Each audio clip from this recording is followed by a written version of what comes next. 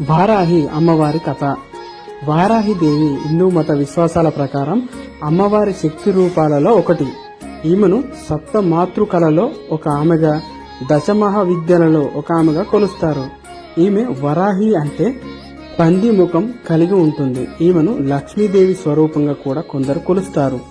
లక్ష్మీదేవి రూపంగా కొలిచేటప్పుడు ఈమెను మనిషి రూపంలో పూజిస్తారు.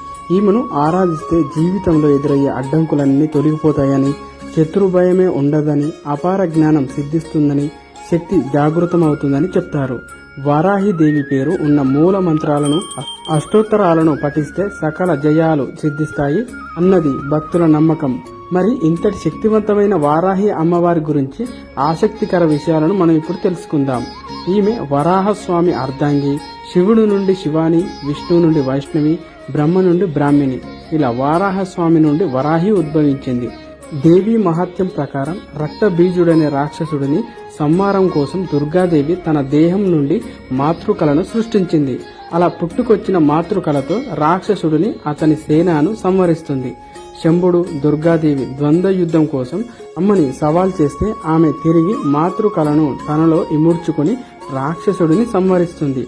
వామన పురాణం ప్రకారం మాతృకల అమ్మవారి రూపమైన చండికా నుండి ఉద్భవిస్తుంది. వీపు భాగం నుండి వారాహి పుడుతుంది.